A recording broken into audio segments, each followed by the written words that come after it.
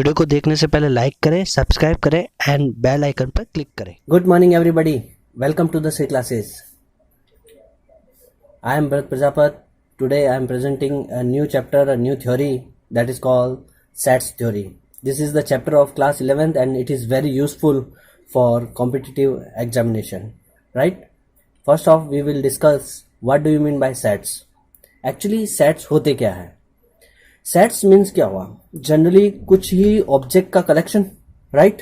कुछ ऑब्जेक्ट्स कुछ भी हो सकते हैं, जैसे आप पेन का कलेक्शन कह सकते हैं, ठीक है ना, अल्फाबेट्स का कलेक्शन कह सकते हैं। अगर मैथ्स की बात करें तो उसमें नंबर का कलेक्शन कह सकते हैं। तो अगर एक जनरली डेफिनेशन देखी जाए सेट्स की, तो set is a well defined collection of objects, right?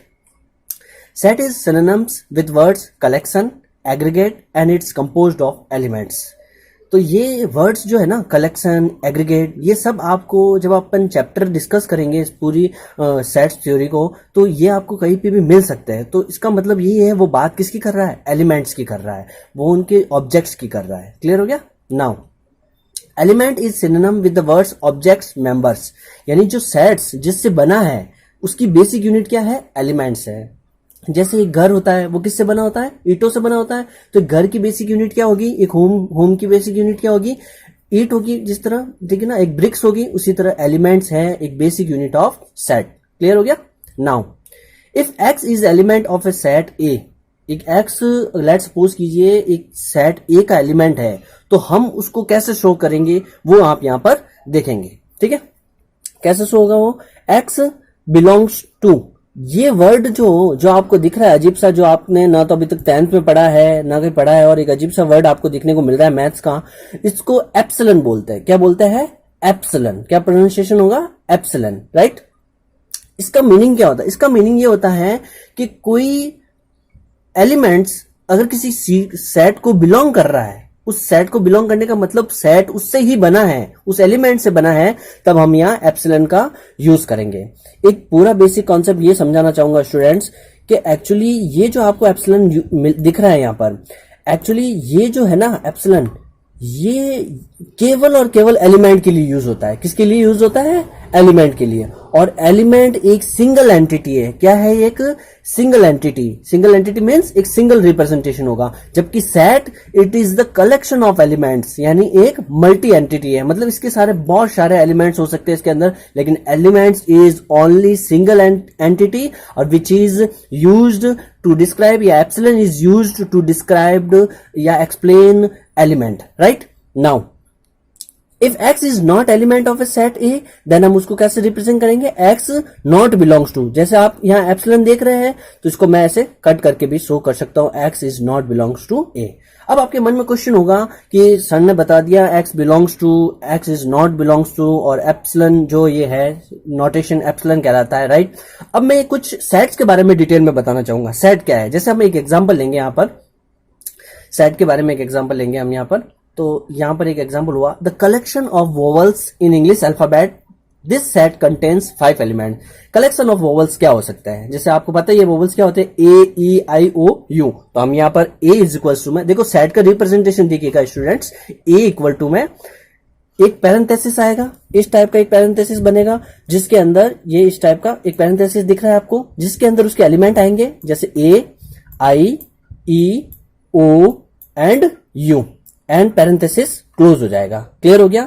ये सेट को एक्सप्लेन या रिप्रेजेंट करने का एक तरीका है। क्लियर हो गया आपके?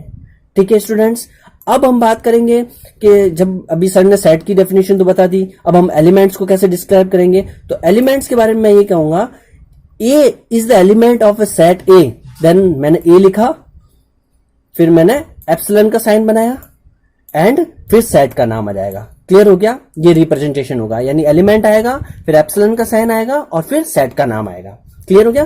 फिर वापस अगेन एंड अगेन मैं आपको यही वापस रिपीट करवा रहा हूं, element is a single entity, हमेशा सिंगल फॉर्म में आएगा। ठीक है, देखिए अब, if D is not element of a set A, because क्यों? डी इज अवेलेबल और not, D A E I O U में से तो है ही नहीं, इसलिए हम क्या करेंगे यहां नॉट, एप्सिलॉन नॉट करके, यानी एप्सिलॉन के आगे कौन सा साइन लगाएंगे? नॉट का।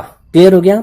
अब एक क्वेश्चन का जवाब दीजिएगा, अगर ए ई आई ओ यू के अलावा कोई अगर इसके अंदर सेट एलिमेंट इसके रिप्रेजेंट करना चाहे तो आपके अकॉर्डिंग क्या हो सकता है? एक हमेशा ध्यान रखना, एलिमेंट जो होगा वो हमेशा रिप्रेजेंट करेगा सेट को, उसके अलावा कुछ भी नहीं। आप कोई भी पूरी अल्फाबेट ले लेना, अगर वो सेट में नहीं है तो वो उसको रिप्रेजेंट नहीं करेगा, वो उसको बिलोंग्स नहीं करेगा। क्लियर हो गया? नेक्स्ट वन, अब आगे देखेंगे आप इंट्रोडक्शन ऑफ सेट्स में। द कलेक्शन ऑफ, और एग्जांपल लेंगे हम, the collection of first 5 prime natural number. मैंने दो बात की है, पहले तो फर्स्ट 5, फिर क्या बोला है? प्राइम, और फिर बोला है natural number. Do you know what do you mean by natural number? Natural number are those number which start from 1 to infinite, यानी 1 से स्टार्ट होने वाले नंबर इनफाइनाइट। लेकिन हमें कौन से नंबर निकालने हैं? प्राइम नंबर निकालना है। कौन से नंबर? Prime number. तो हम a इक्वल टू में एक सेट बनाएंगे इस टाइप से, और हमारा प्राइम नंबर का सेट क्या होगा? 2 3 5 7 2 3 5 7 एंड 11। ये चीज क्लियर हो गई? ये हमारे 5 नंबर इन्होंने बोले, हमने एक सेट बना दिया। क्लियर हो गया? अब एक चीज ध्यान से देखिए, इफ 7 बिलोंग्स टू ए, यहां क्यों आया? क्योंकि 7 इसके अंदर अवेलेबल है। 7 इसके अंदर क्या है? अवेलेबल है। ये आपको दिख रहा होगा 7 यहाँ पे है, इसलिए मैंने बिलोंग्स टू का साइन लगाया था। क्लियर हो गया? If 9 is not element of a set ए, यहां 9 दिख रहा है क्या आपको? कहीं 9 नहीं है, तो हम क्या करेंगे? Not belongs to, not belongs to. Students, अब मैं जो क्वेश्चन पूछ रहा हूं उससे आपके जो कॉन्सेप्ट है उसके बारे में पता चलेगा कि आपने कितना समझा। मेरा क्वेश्चन ये है, 7,11 ब्लैंक मैंने छोड़ा है और ए लिखा है, आपके अकॉर्डिंग इसमें कौन सा साइन आएगा? एप्सिलॉन आएगा या नॉट एप्सिलॉन आएगा? क्या लगता है आपको? मैं स्टार्टिंग से ही आपको एक बात कंटिन्यू बोले जा रहा हूं, एलिमेंट जो है वो एक सिंगल एंटिटी है। क्या है? Single entity. यानी इसका मतलब ये हुआ, आप यहां पर सिंगल ही 7 शो कर रहे हैं, यहां सिंगल ही 9 शो कर रहे हैं।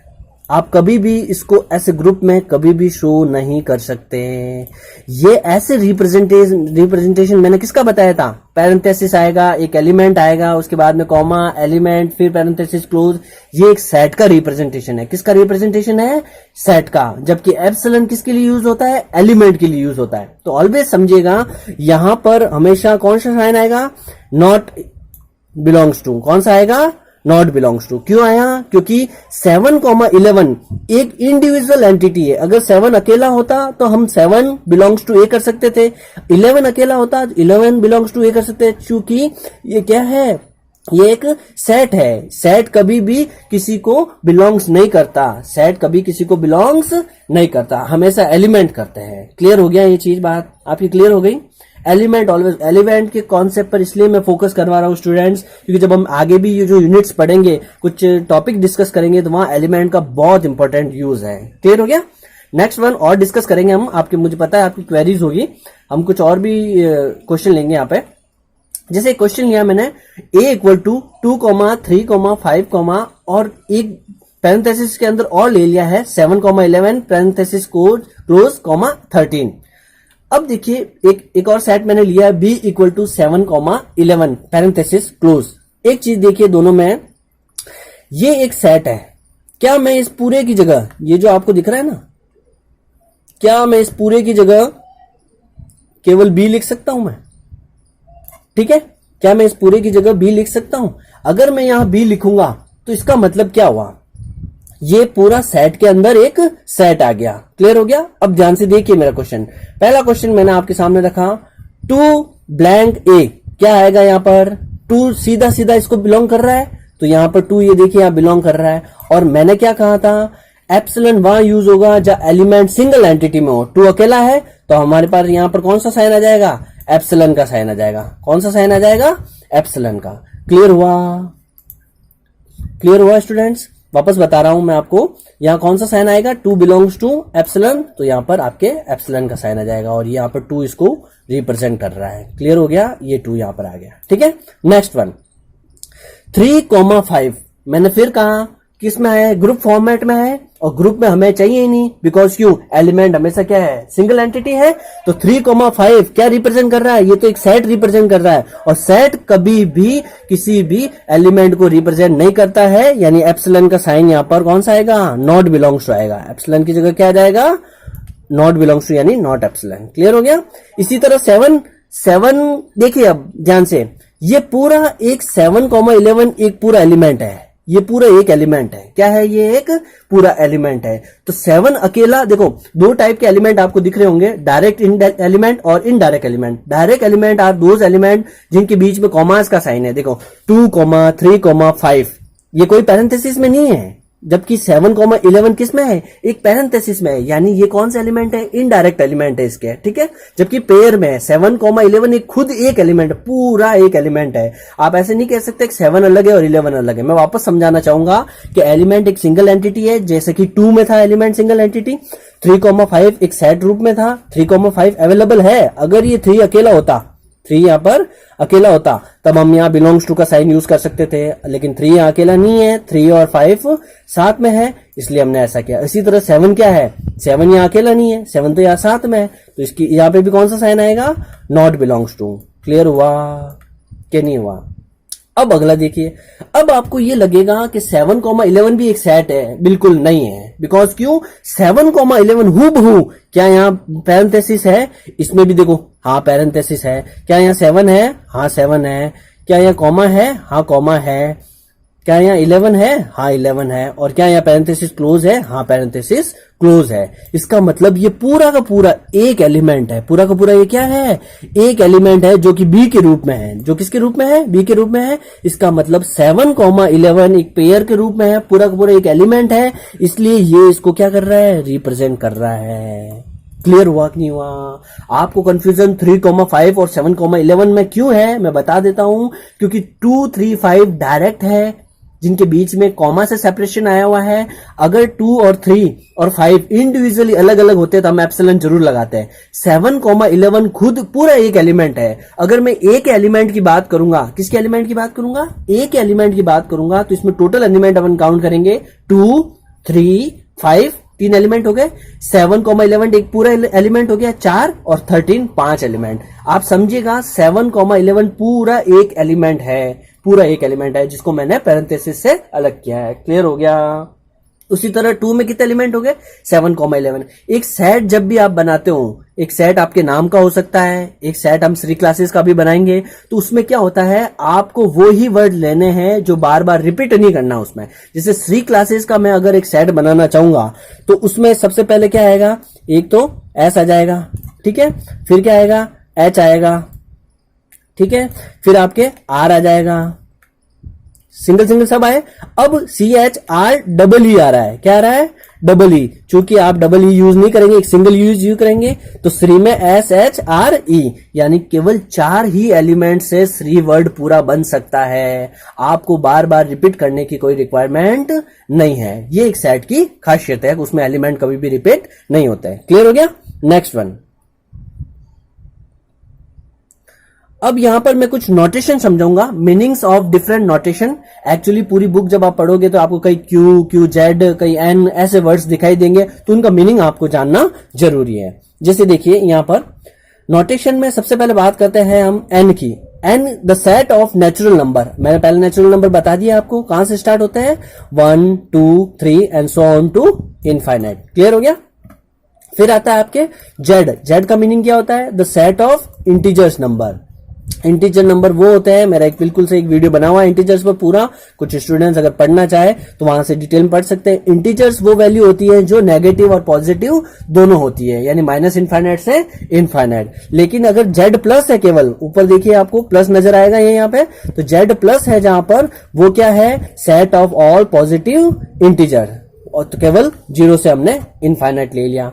फिर क्यू आ रहा है। क्यू का मीनिंग क्या है? The set of all rational number. Rational number आपने पढ़ रखा है, जो कि P/Q फॉर्मेट में लिख सकते हैं, यानी 1/2 एंड -1/2। क्लियर हुआ? इसी तरह क्यू प्लस होगा तो केवल पॉजिटिव वैल्यू लेनी है, तो हमने यहाँ 1/2 एंड 5/2 ले ली। क्लियर हो गया? अब इसी तरह R. R means real number. Set of real number क्या होगा? रियल नंबर वो नंबर होते हैं जिसमें पॉजिटिव, नेगेटिव, रेशनल, इरेशनल सारे नंबर शामिल होते हैं। क्लियर हो गया? इसी तरह अगर आर प्लस की बात हो रही है, किसकी बात हो रही है? आर प्लस की बात हो रही है, तो इसमें केवल set of all positive real number. क्या लेना है? Real number. पॉजिटिव रियल में मतलब 1/2 भी आएगा, 1 भी आएगा और √2 भी आएगा। इसी तरह एक सी नाम का एक और है, उसको the set of all complex number. Complex number जब भी 4th या 5th चैप्टर अपना जो है वो ओपन करवाएंगे तब मैं समझाऊंगा। Iota, iota equals to root के अंदर -1, ये एक टाइप का आपके कॉम्प्लेक्स नंबर है जिसको इमेजिनरी नंबर भी बोलते हैं हम। क्लियर हो गया? तो ये नोटेशन है स्टूडेंट्स, आप इसको लर्न कर लीजिए या एक माइंडसेट रखिए कि N Z, Z plus Q, Q plus R, R plus C ये आए तो हमें क्या माइंड में रख के उसका कंपेरिजन करना है। क्लियर हो गया? Next one,